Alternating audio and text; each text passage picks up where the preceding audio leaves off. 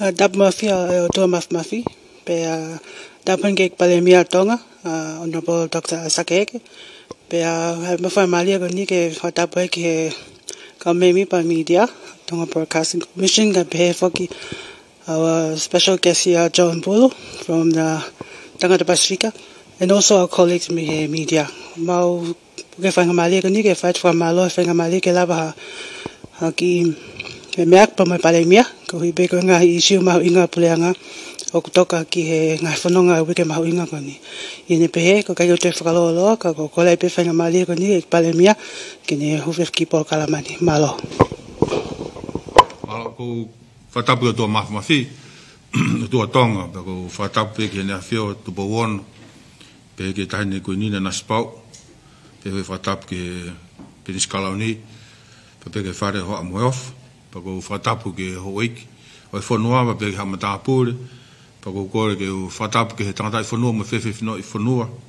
e tau pe tongani mo murina ka ata ke motuan ke whahoko atu a whelo ngā ke atu e tau ki programa ma ke he koini pa me ka Faiongoongo i he whiawhini pa ko tau lak tau whawhtai pe ke utua ko hi ko ne tau whanua neo ngoi uha ngahi mea ke ko tāpuak ka tau wau mea ke kamandanga weekend ko tui ko hike maha ui ngaini pa tau whawhtai oku toka maari e ngahi mea ko tau pe i he tapai moe ko whaamwho ke whatamawa ka John Paul pa moe Pasifika media o nau hen mo nau do me New Zealand nau do tau mai hen e aho whalaite ko hiku nau hen ni pe ko hi ko ke nau lava o whakahoko ai Ongo'ongo i whakatai me tau lusu ke Filipa ku tau whaftai ke hei ko hiku tau hen ni pe ko e mautui ko e uinga pe ki pokalam ko ni ke whakahoko te ngahi mea oku mahu inga ke whanua tau te whito ai ko mea ulagia ke tunga ko ku iai ai lolo he taimin ai tau pe ki te ti solo pa mai pensini ne ngo ko si atpe ngai fai kia ki he ngahi Faiongoongo ka whaampe ke toi o atpe ngai Fakamatala ko ni ko hi ko tunga ku ai ko tunga taimini ko ti solo ko stau mai waka e aho tonaki pa ko fai foia ai ko si Tufaki ti solo Fakamatala ko tau pensini pe ko pensini to he taimini i he tuanga pensini ne ko i he uakilu rita uakilu ai ko konga ko ia ten lampo feawa tau tol me hien pure lulu he te doi taimini pe ko ngo Kautaha fo ke ua o kuna ngau ko ni ko Kautaha ko total pa pe he fo ki Pacific Energy pa mo ngai fa da ke na tufa pe ai lo ai pensini ki Tongatapu he ngahi pausa ko una fenga e aki ai ua e whakangata pe ko hi ko pausa pe ni mau tonga he totals i he taimin ko toi ngā ai ko laitaha ai pausa ko Kautaha ko ni Pasifiki pa una whaamu ke na tufa ka atoa ke nga tawhaki ko hua whasisi ai toi more a pensini mo ngai whi alu aki ko ai kakai he ngai whitu ke o ki he whia whitu ha pausa ke na utua ai ko mai no ke tufa pe te tau whiunga pe pa na unof pe ai ko hui ke lava pe whasisi ai whaamore pa manonga aki o lolo a pensini pe kai ngatai ke na wofi pe ka tēnā tō pe mo mao pe e me ua e whakahoa ko tui ko whalabo whatongai wai nihi ko na utu pen kala utu ngai fu utalamu mo ngai me be ko tui maho inga pe ke watu ai ko tui ko pensini tai minite ne lava pe o whauta tolu i he purelua ko tui purelulu he wakilu ko ia he taim tatau ave a tahamano ki vavao a pongpong pensini di tahamano ko ke tongata vavao he toingat ko ni ko hui ke mahino ke fia mau no fe mau ba wa me tokanga ki hapai a mo pompong ko me ke ti solo ku o si tufa do ke ha pa pre mai ai fai a fitu takpe mo ngai Kautaha ko mo na tufa ko ke ngai motu ke fa ba pe alu va ka pompong mo ngai me ko ke mau i hene tu ko ia ko vaka o ko vaka tau me gen he pure lulu vaka pensini ne mai rita me ni mamano tup me ke ni mamano tup tau mai hen ko Kautaha anusi la pe meson tau mai hen he pure lulu te to mai uta ko ni ko hike ne lava pe o whakalahi atu ai whi mau pe taim ta tau mau to e whai pe mo ta no mo na tol te lava ke to e lava to mau pe ha waka na lava tau mai ne to pure lulu ko hike maheno pe ko tunga maari ko waka ko me fisi pe to tau mai hen I whalaite po tona ki ko waka ko ia to ai ka pau e lava pe ka pa tau ma ko fe pa tau mai fala de me ton tene to nga ko foki leva lahi e pensioni ki anga mai ni po fe mari pe ka mau hope pura nga ia fa nga harea ko ni to vito nga ta ko ke mention company me na tufa me o mai na tole ke container ai so tena nga he fu container be us fa pensioni lot to ko mai pe fa hi fo mai o na tole un na finga wa afi pe mo papo mo la Tonga un tufa ko fa malo la pe he ni ko hi ko fa fo nga ko Francis ka ori ko ma finga wa afi bit to de fita ki time ko ni un auto ko mai ki fa va ve mai kono mai nga fi ma o menu sila lo Tonga time da dau mau tar ki fiske na to ki ma we na wa ka na to ki a mai ai ko ne tu ia ko he time ni nga nga o e por nga pa mau va kai mau pe e ho ko to pe tu ko e me ko ni mau va afi bit mau fa da ma pe pongbongi ke mau va kai to nga tufa ko he ni ai lo mo to do pensioni pa mo review pe ma hino nga foto tu ke mai ke fe uma ai ko ne tu ia i he time ni ko palpare malahi ko o ku hinga ene no ula ki pe ko ngo Kautaha fu ke ua ko ni o ku Tonga ngahi tu anga lo ia Kautaha a total se time Tonga ngahi na do ko hi ku u fe mau pe fo ke wa va time ke mai no pe fo pau o ku i malu ke fo pau o ku malu be wai be standard pa mo tu kunga ke tau hi pe ki ai malo me ngahi me ko ia ko tu time ni o ku fa nga we ki ai ngo tu anga lolo e ua pene be alo pene lolo o tau hia e Pacific Energy he tu anga lolo go ia ko tahe u hinga ko ni ai me ko ni pe time ta tau ko vaka ko ne mai pensini o ku si ko ke ne lava o ma ku na mafataha na fa pau ko tu anga pensini ko ma ko he Kautaha ko ni Pacific Energy Kautaha ko ni ten la be he ua ki tolu milion alita ko tu la milion mai vaka ta me tapo ni ma milion be po fa ta no mona do mahino ka kai ka pau palpare mai ni ko hi ko palpare ma fo ko ai vaka ma e vaka ma mi ala ke ni ke mahina wi ke tol bo vi ai ma vaka te ko palpare mai ko hi ko ma ko vaka pa kai le ke to ha u no nga mahini me fa ke o ha wa lolo pa ne be ho ko no ko ni pa to e time ke na to e kumi ha vaka pa ko me o ki time ko ni ka ma huat leva po ma fa amu ke ma nga me fe tu ke ko palpare mai ko na Fakataha pe tu anga pe na lolo fe tu pe ta pe ma tu ai me va pe si ai ko ka venga ma ta no ta min ki he hoko atu pa ko ma tu ta no ma to ri i venga ke ma hino ku sai lahi atu anga lolo hen pa ko pensini hen lava pe de labo alo ki he ua me to ton ke lahi fe unga pe ke na lava o tau e ko fa amu ton ke a hu no ton ke lava a hu no ai a hen i he toenga lolo pensini te tau pensini mo ti solo ai hua noa i he vaka hoko mai ko nga ha mo pe vaka to mo pe a hua noa to pa tau mai vaka on to mo pe wa no tuku he ko hi ka ha fainga ta maki hange o hoko ha palpare ma he tuai o lava pe he toenga ya go ke ne ko hoko at a fe ma ka kai ko pala ni ka go tu he tai mini hoko ko me ko ni vai a tu ko ke na mo a ta ha ko si me ai ke a hua noa ai ko ma foki leva ma ta no mo kna tol pa ko sia e tani kabineti e falaite ke aha area pau ta ko ne de ke area pau e mo Kautaha pa ma stari kabineti ke aha area pau ke ma ta no mo Kautaha he weekend ulo ke fa pau ko pau ke feunga atu anga lolo ni hua po pau ke feunga ai lolo ko mai ua te hoko ai pau pare ma ko ni pa ga taimi o ko pau pare ma pau ke na fenga na o ke hunga ke mai ha ngai fotu ke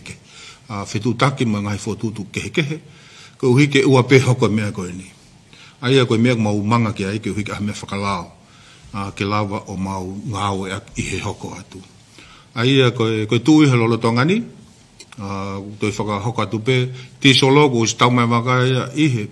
tona ki fanga mare ti solo ko pensionier to lahi ko ni ua kilo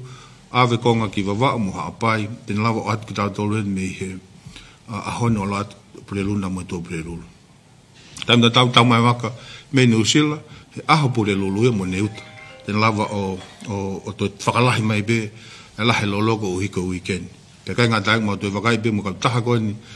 metson ko na fa funga ko Francis ka hi ke to mai be mo vakata to tau mai to prelu ko hi pe ka na vranga be pe lava tau mai vaka falait mo to nak to pa we me o ke la pe lolo ke av ki ta to ke weekend Aia koe mea mau ngai koe he taimi ni. Pe he taimi da tau koe lere loloa, pau ke mau sio ke contract ke lava o whe maino ak, whakalao ke whapapau lahi heni, pe o me o mai ke ua toi hoko, ai paro pare ma koe ia. Aia koe tunga koe tau he taimi ni, te ko tui ko oku, pe koe konga lahi e taha ko se whapapau, pa ngo Kautaha ko nike nao tufa e na lolo, e na pensini, u feitu, u pausa. O e whakangata pe ke pausa koe, e nima. Koe tu koe e wahe pausa, ko pausa pe nima ia, o ko tufa koe e he tautolo. Ko toi ngā ia, koe pausa ia, e Kautaha koe Pasifiki. Energy. Pako o si whi mahinu waki mo naua, tufa ko hui ki ue toi o mai pe, e kakai ia ki pausa e nima. He pausa ngā whiunga pe lahi pensini ia. Whiunga pensini ka nā tufa. Koe ua e nofo pe pensini se ta. Koe hoko mea koe ni, koe talang mahu inga ngai Fakataha. E keke nofo pe haki pensini se to ngai pe haa, nā ka tuke Kautaha koe. Eu tui koe mea na mau tānoa o whemainu ka nau. Taimina kuna no fope i he tuku anga lolo e taha. Tō hai mea kua te ke nā tūwha pa o siange kuna tui ki i whihi nau ai he tūwha. Tō koe no sumahainu ka nau tāla pau ke mo tūwha. Pa o swai whetū tāke a aku ki whisi. Tāla pe pau ngahi ko o siu au mai ke mahino e whau mahino e tūwha. Ko hi ke mahino lahi pe whiunga tene o atu. I he toenga koe taimini. Ko hi ke nofo pe ka kai he anga mahini. Ka e whai e ngahi area koe ni. Ka koe ne tuu i he taimini. Mo tau sio koe palparema. Ko hai solo anga palparema koe ia. Kai area pau, te whapapau, pa koe ne tuu koe ia koe tui te tau lere toi ki he kahau.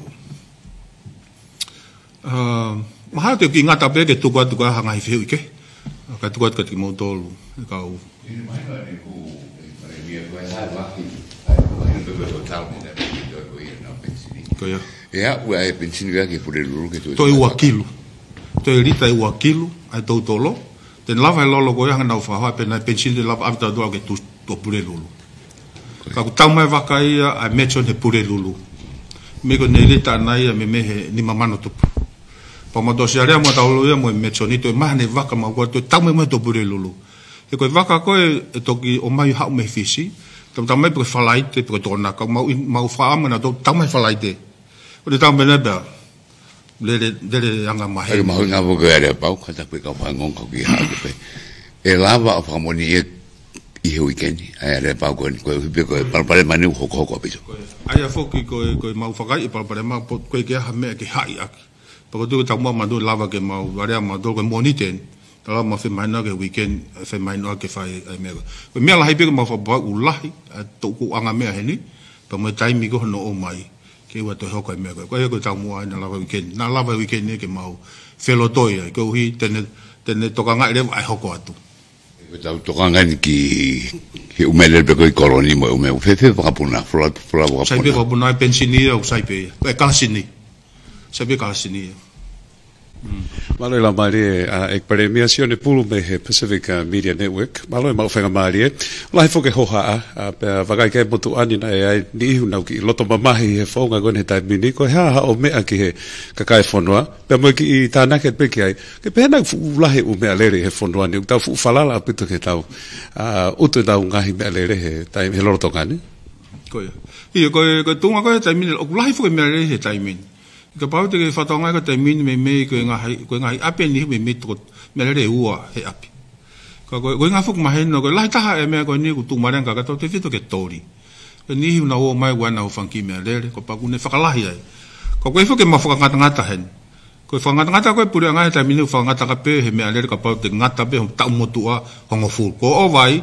koe ke whima ke te o mai ko hui tamsi be ko mate ki mea ai. Ka ko tuhe mea lere tai mini mau pe sai pe ke whai pe nau ngā oe ka mau wakai matu e Kautaha lolo ko mea ke nao mai he ko mea Kautaha lolo na e to ton pe mna e whaharea ki mu ko puri ange whapapau ko mea ku nau ilo na tole tupu e lahi ka ko pau ke mai lahi lolo e ki hen ai ka ko tuhe tai mini maheno ku lahi e ngahi mea lere pa ko tuhe ko me ko whatongai ko e ngahi api ku mai nau tisol ko e nau mea lere penisini ko tuhe pa hoko e ngahi mea ko nau lava be o mahalo nau o nau o wakai ke ka ko tungai tai mini. Malo Eiki Palemia, kuku katak pike o Aisake Eke I he lea whapilitania. Would Tonga be open to perhaps facilitating for more electric vehicles to prevent gas reliance in the future? Oh, thank you, Ala. We're already on that line of thinking. And we had a few companies already came and talked with us that they are ready to bring and import some of them to start in here. So I think probably sometime next year we'll see some of them. I think we have few of them, about 3, but that's the way to go. And also government already looking to, plus not only worldwide, including New Zealand, renewable energy. That's the way to go because of pollution. So everyone going into that direction, and just a matter of time before we see them more in here in Tonga. Does Tonga have the capacity to facilitate electric charging ports and vehicles? Yes, infrastructure, that is something we started to discuss with other responsible ministry or institutions. Actually require infrastructure to set in place in order to have that kind of vehicle, actually recharge and also operated in here. So that's the part and parcel of the whole arrangement is set up. Malo. Paula pito Eiki Palemia ko mimuat pe ta ngai ka venga na o ha ke pe I ngai Fakataha anga makem ka Faiongoongo ai ngai aki kon ke palate ko ai pasti ko ai puli anga pa ko tui mahalo ko time to ton en ne ton ke ngai aki pe longo mo uyang ngai aki pasi plinga fa pa ki me hai tu unga fa mi ta ko ni ai ngai ale le ko ya afika me ka venga ni ko tu nga fo ko na le mai area ko ni ko ha ke be na ko le mai ke oange ai pasi ko hiko na tamai ki o ku ke lava o mai ki he ako pa na silere mai befo pelere mai befo te fito pe he na fe mau ko spe na fe mau na os we me ko paspe o betona mo wat mai hen ka time da fo ko pe ngai pasi o ku le ia ko fa mo ia ko ke fa mo puranga ke hua to business ko ya u fai filanga ake mo ngai business pe ko ta wa na pasi na la tolo o fo tu time te pile mo me ke na lava pe o tokanga e me ko ya ko palpa ko me foki ka venga ko ya ko uhi pe na tol business ya ko na mai pasi fulai me le fa foi tu pa le ke te ha fi ma u ye ke na ngau ka na tolu ko me ku na ko me pa kai o pe ke tu ngai fa no ba mo hi fo ngai me ko ya ko ke to le ngai pasi ko na nga ma he ni ko hi pe ko na pe ka ke ka kai fi u ngai ke ma he kai pasi o tana ke pa anga fi u ngai ke to tong pasi o lava to nga e utu mo le mo to tong ai to ta ko fa uri he pasi pe mo ko hoko atu ai ko foi me ko hoko ka ko tu ko ngai time be ni ke fa ha si o he ngai me ko ya la pe pura ngai o fa ha to kon na lava o ko fu to ko lahi na lava a fo tu fe ngai ak me ngai Kautaha pasi ke fa fo tu no time pau pa ko tu ko ai ko ngai me ko tu e to sai be mo ka kai fo noa ke he ka mai pasi ko hi ka tu ka te ngai me le ko hi ka ngai me ke e ko tu ko ngai me ko tu tu ni ko me tiene ko a fa ko point ni ma hinga ta ai ko ha fa ka mo le ku ke to Tonga ke alme point a ke point b fa ka fo fe hu ia to pa sa nga he ka he pasi mo ke ta no mai ko ha me tu ko ha ta ho me le ke al ki ko tu ko ngai me ai ak mo to fo ke pe mo ka ga ke ta la no ngai me ko ni yung main before ke kagai ko mau be mo na to ton fa foi tu fa kon stu don ke time ka ko tu ko hoko ngai me be ke ta to jo fa lu fu ko hi ko fe me o sem be sai fa lu fu ke fo lu mal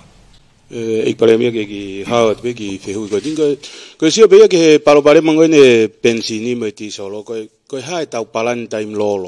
ko time no ene tau hanga ke pe o fa falala ngai to kon fa va mai he time ko ni ko ha me fo gen ku hoko mai ne hoko ko va o na o tangi mai he no e pensini mo ngai me ko ke na fe fononga aki ka ko fe be ko ha ai tau palan time lo ke solo vai palo pare mango ni ko ki to muy be fo ka mo auxiliar ma to fe ka venga ko na ko tu termini ko tu ko termini ko ti solo ko fe ungai ai ko fe ma ko termini sta me va ka ai to na ki pa wo fe unga fa ti solo tu fe ungai ko pa problema termini ko tau pensini o ko to la pe pensini o ko nga te lava o hak ta tol me hano la ke to pe lu to ali tai e wakil pa ko wakil ko yang ma wo fa pa ko apong pong ia tu fa ale taman ki va ko ne avke pa pe mo konga ki hapai ko ti solo ta ma fe unga pe ko nga i Kautaha pa foi tu be foku le na me ango eua una o si fe tu ta ke nga na fe tu ta ki mai ko ke tufa e me ke ma wenga ke na lao o fe au e na fe mau ai ko tonga ko e pa ave e konga ko ta pe to le va lita ta hakil valuman ko me ta mo fa am ko ke na nga fa ta am ka ta te ko tu ke Kautaha fo ko lolo ko Ko toenga ko toenga Kautaha e toto e pensioni.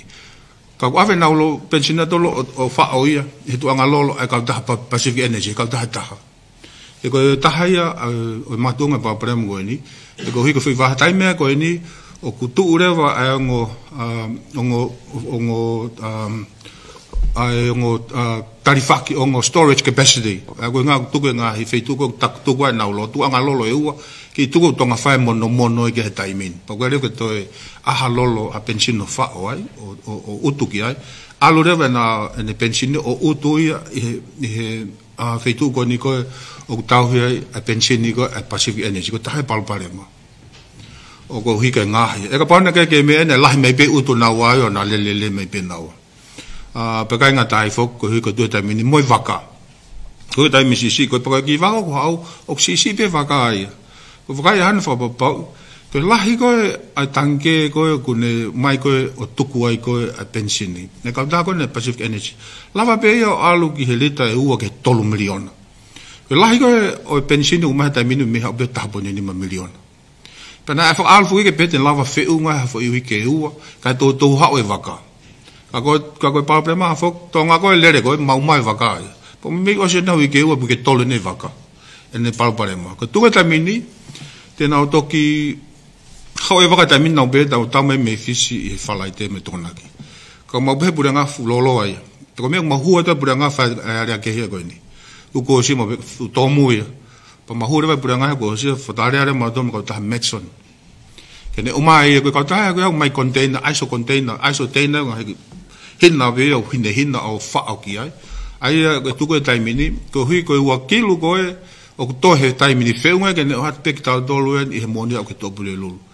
ka ave mo me ki ngo ta bai mo va pa ko ha mo va ka Maxon tau mai ki hen he bulelu Kata pe te Fakamatala to wa pe ko wi ko to. Kata ki be pare mi sai be na to mu me be ka na ufanongo mai be me le tio ko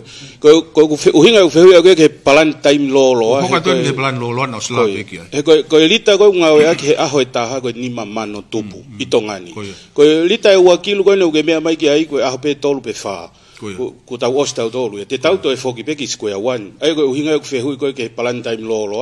pe ki ha fa inga fa ka ko e pure anga ki ha Vakalolo ke ne hanga se ves mai tau tol o to hoko palo pare ma ko ni mau e vaka pa tau hongi ai ko fakau kau ia ka ta ki be sabe ko to o atu be me na os fam dala ne nai ko tu ma tai mini weekend ko tu ma ko le lolo ko mai no mo uslave pal pare ma o la ki pe ko ngahi ko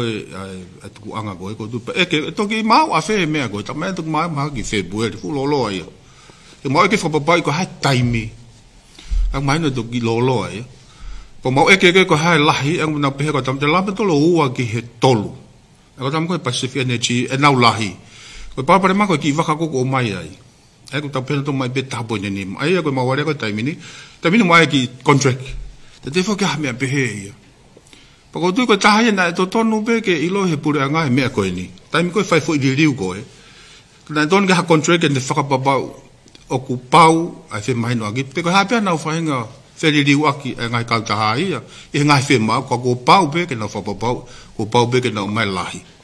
pe ko ta hai ai me go ma so ma do ke ha ria pau pe ka nga dai ko mo fa pau ki he lahi ko mo to fa e va kai ai lahi ko tange he ni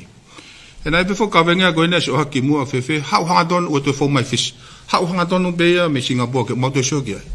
ko tu ko tahaya me buranga ha ko mai ke na tu vakai ke I think one of the priority sio ke tu anga lahi ko ya pe ha hanga tonu ko tu ke lahi ko ya ke le te ne kai ke ne tu we sia da dolu I me ko ni ala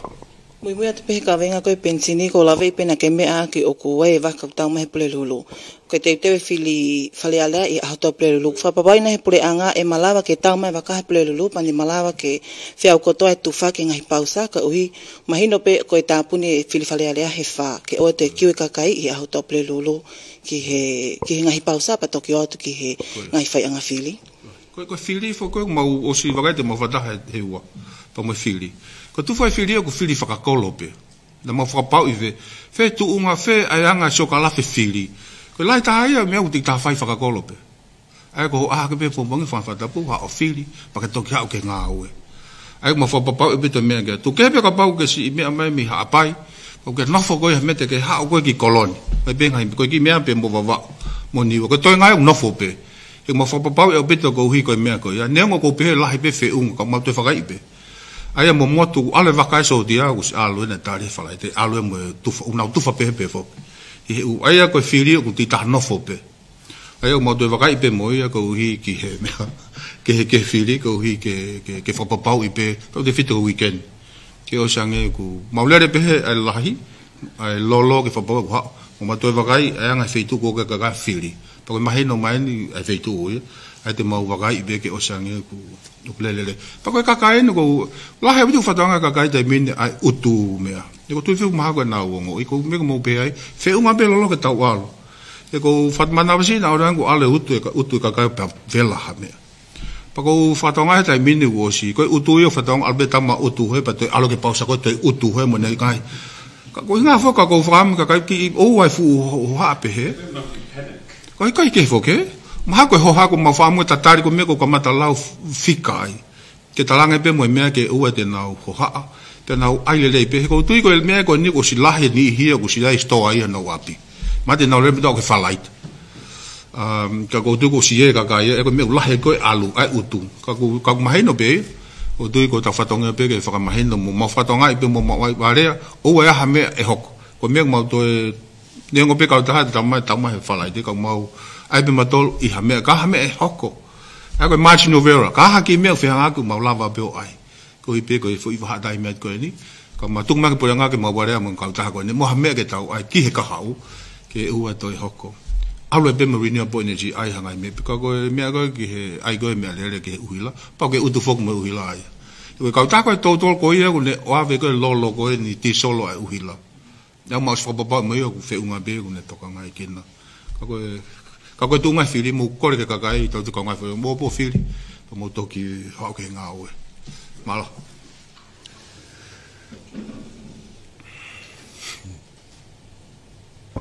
Mako ki fe fra osi pe enia pa ko ka vinga ma ke henia ko ki fe ilo pene Eiki Palemia ko lave i pe ai lao ko ki mbu ama hina tolu nai pe fa i he ki mbu ha fili fale alea ko lave i pe ku i he mafai to ta ke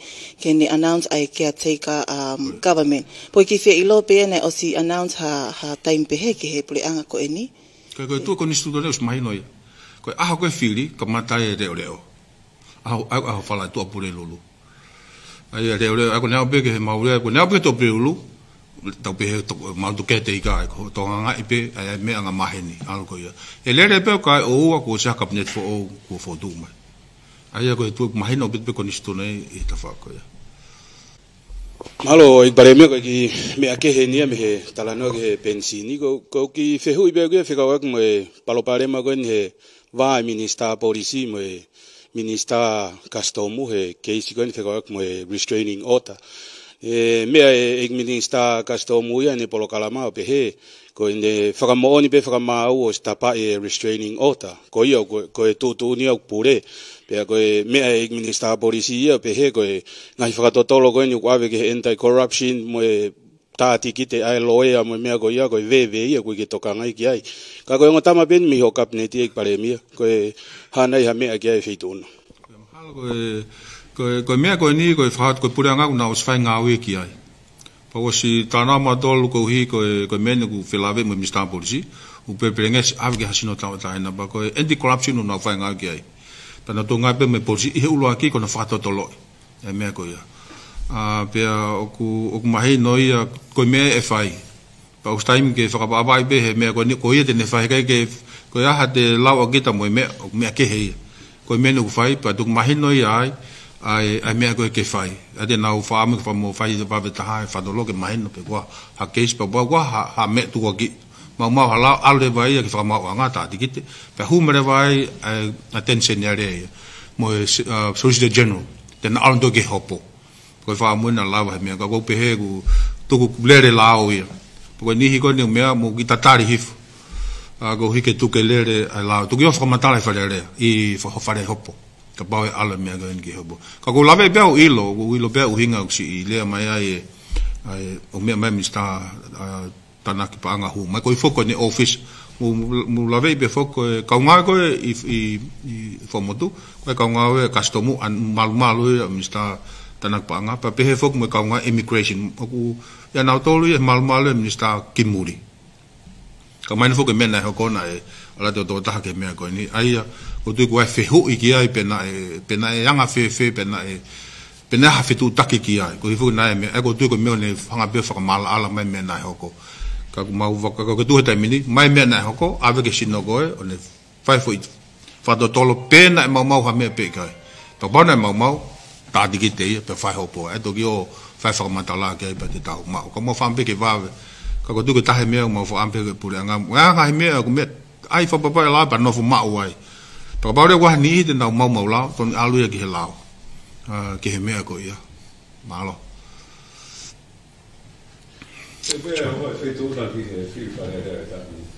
sai ta Tonga they have the constitutional right to decide, and I think that's what we give the people, that rights. And us, we just a servant, whatever they make the judgment, and wherever the wind goes, we go with it. Kako tu ko lave talamonu ko tu ko me ma inga ke fonua tau. Ula ki be fa malo ate falala mai mo tole tau ngau tau mai ko ingo ni. Ta ke mo ka mo to ke tau wa mai. Pa ko mo to ko ni mai. Tau fa ftai ke tau wa mai ke po ingo ni. Pa ko tu tau ke tau me ko tau talamonu be ke fonua. Ko tau fa am ko to be ke tau ma pu anga lele. Fa le tau wai. Ko foi to ton go ia fa ke filifa foi tu. Po tu ko tai mena fo la ga na fio fi fa pot pa ko tu ko fi fa poto tau falala gi fa poto to la hi pa ko tau me pe fai ko tau fa malo whatever comes ko me pe tau fa mo tau lotu pe ke sai be Tonga la ko tu la ke la be Tonga no sila ka ku me pasifiki ka mau ke falala pe ke ta ke ki mo kakai I think Tonga will be fine malo shot yeah ta Ate fa malo atu malo obito sas malo obito to ngai mai to Tufaki mok mo tolu tawa me ke point ko ni fa malo ko tau mau inga pe ai fai ki Fakataha ko ni ke hui pe ke mai no anga tu at ko ni ai ko fatongia ma o be puranga pa ke ne to ngai kin na fa loku fu pa ko fa malo atu i ngai ko to pe ko tau fai hanga tu ke weekend pe ma hokat mo le o to ngai le be mo va mo to ngai u te mo to fa me ke Pako tui ko ta wha amu e pe ke tonga whanua monu i. Ke monu i e pe tonga ko ene o tua akasi hova. Pa mo toko ni me ke tau ngai whata. Malo o bita.